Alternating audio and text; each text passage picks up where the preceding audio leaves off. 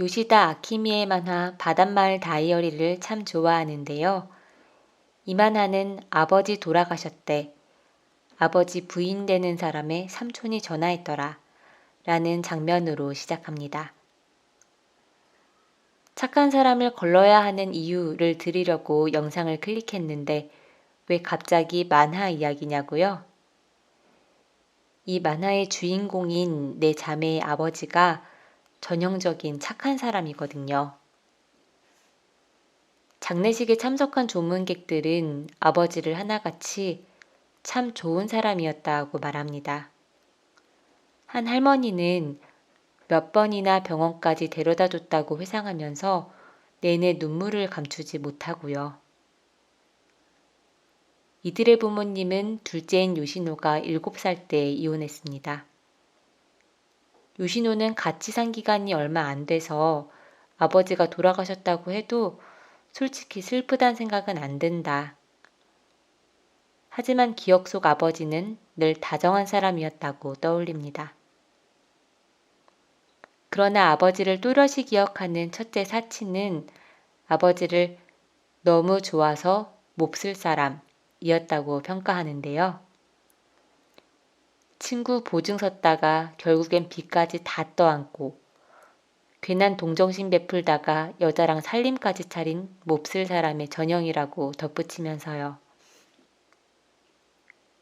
이들의 아버지는 타인의 곤란함이나 고통을 외면하지 않는 사람이죠. 도움의 손길을 내밀면서 동정심도 베풀고요. 이 다정한 아버지는 과연 착한 사람인가요? 여러분은 어떻게 생각하세요?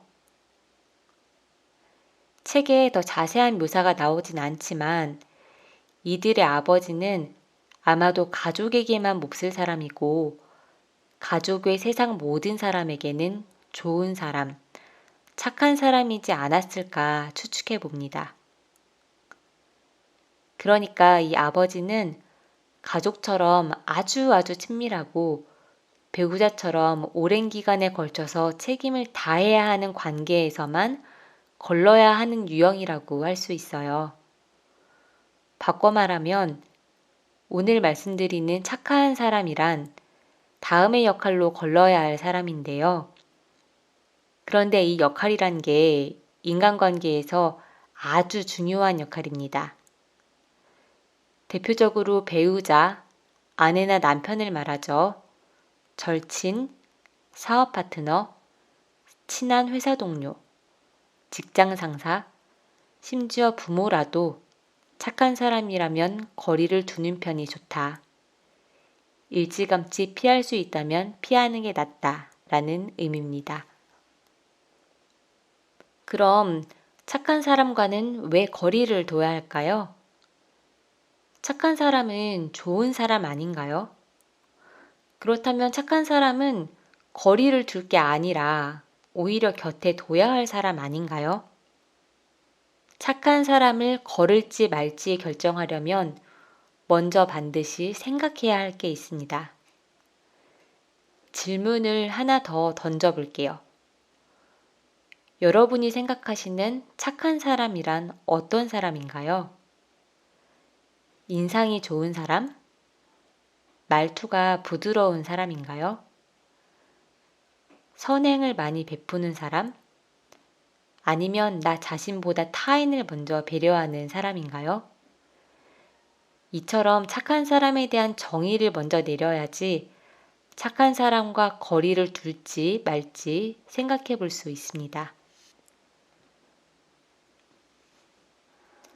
제가 생각하는 우리가 또는 우리 사회가 흔히 말하는 착한 사람이란 한마디로 말 잘 듣는 사람이에요. 짜장면 먹을래? 짬뽕 먹을래? 라고 했을 때 이미 9명이 짜장면이요 라고 말했습니다. 이때 마지막 10번째 사람은 사실 짬뽕을 먹고 싶었어요. 그런데 이 욕구를 감추고 번거롭게 하지 않으려고 짜장면이요 라고 한 목소리를 냅니다. 그렇다면 이 사람은 나머지 9명에게는 눈치 있는 착한 사람이에요. 그런데 사실 이 사람은 착한 사람이라기보단 남 눈치를 많이 보는 솔직하지 못한 사람이죠. 반면 짬뽕이 먹고 싶으니까 그냥 솔직하게 짬뽕이요 라고 말했어요. 그럼 이 사람은 눈치 없고 까다로운 나쁜 사람이 되고 맙니다. 결국 착한 사람이란 많은 경우에 순응하고 순종하는 사람을 의미하는 거예요. 자신의 생각이나 의견을 결코 내세우거나 고집하지 않습니다. 그저 타인에게 고분고분 순순히 따르는 거예요. 이처럼 우리는 자신의 의견을 내세우지 않고 내 마음에 들게 말하고 행동하는 사람을 착한 사람이라고 생각합니다. 물론 겉으로 볼 때는 순하고 말수도 별로 없으니까 얼핏 평화주의자처럼 보이기도 하고요. 그런데 이 착한 사람이란 게 달리 말하면 타인에게 예쁨 받기를 바라는 사람이에요. 좋은 사람으로 보이고 싶은 마음이 강하고 자신은 착한 사람이라고 인정받고 싶은 욕구가 큰 거죠. 그래서 때때로 속마음을 감추는 게 능숙하고 앞에서 말했듯이 솔직하지 않고요.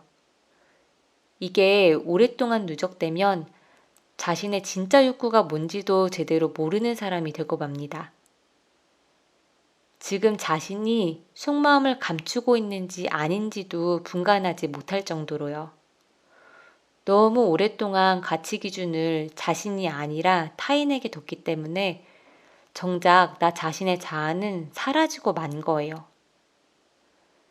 자아가 사라졌다는 의미는 자아 형성이 덜 됐다고도 할 수 있습니다.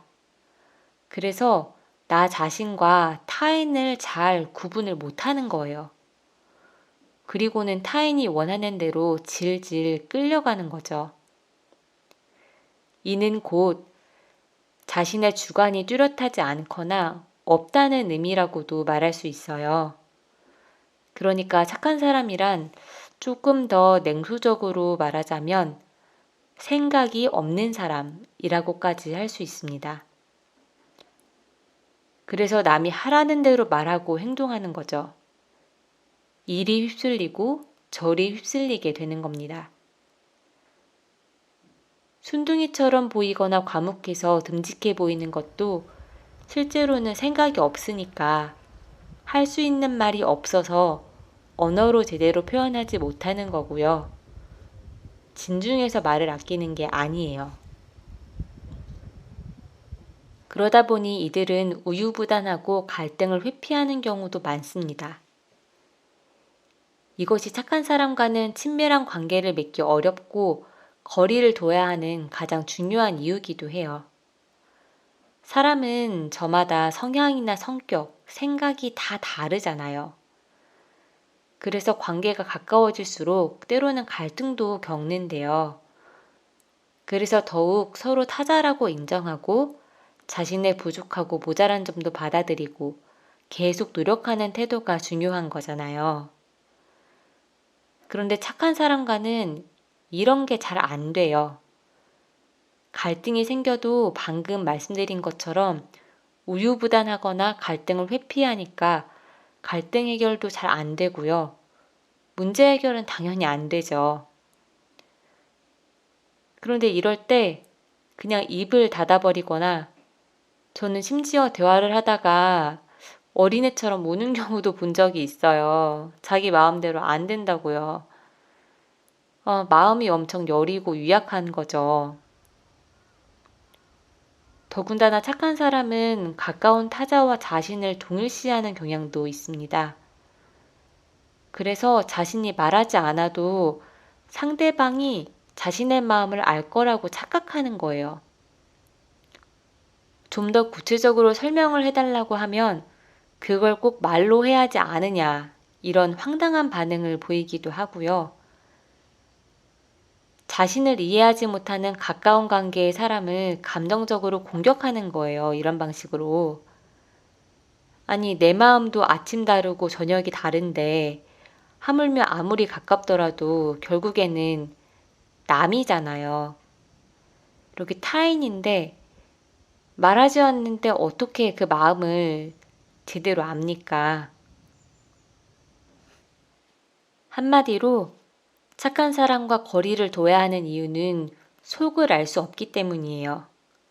믿을 수 없는 거죠. 전혀 신뢰할 수 있는 사람이 아닌 거예요. 누가 보더라도 비상식적인 말을 거침없이 내뱉는 사람이 있잖아요. 차라리 이들은 좀 무섭긴 해도 뭔가 대비를 하거나 피할 여지라도 있죠. 그런데 생각이 없는 사람은 도저히 어디로 튈지를 알 수가 없어요. 예상을 할 수가 없고 언제 일이 휩쓸리고 또 절이 휩쓸려서 뒤통수를 칠지도 가늠을 할 수가 없고요. 바닷마을 다이어리의 다정하고 착한 아버지가 그랬듯이요. 그래서 저는 사실 착한 사람만큼 세상에 무서운 사람도 없다고 생각합니다. 최소한 그냥 아는 사람 정도로 거리가 좀 있는 관계면 그래도 뭐 상관이 없겠지만요. 오래도록 지속하고 싶은 친밀하고 가까운 관계를 맺기에는 착한 사람과는 좀 어려움이 많다. 이게 제 결론입니다. 사실 누구나 한 번쯤 착한 사람이고 싶은 시기를 지나가는 것 같아요. 저도 물론 그런 시기가 있었고요. 이 영상을 계기로 여러분은 과연 착한 사람인지 자신을 돌아보는 계기가 되셨으면 좋겠습니다. 아직 이 시기에 머물러 계신 분들은 이 시기를 잘 지나셨으면 좋겠고요. 그래서 좀 더 단단하고 자유로운 사람이 되시길 바라면서 오늘 영상 마치겠습니다. 긴 영상 끝까지 경청해 주셔서 진심으로 감사합니다.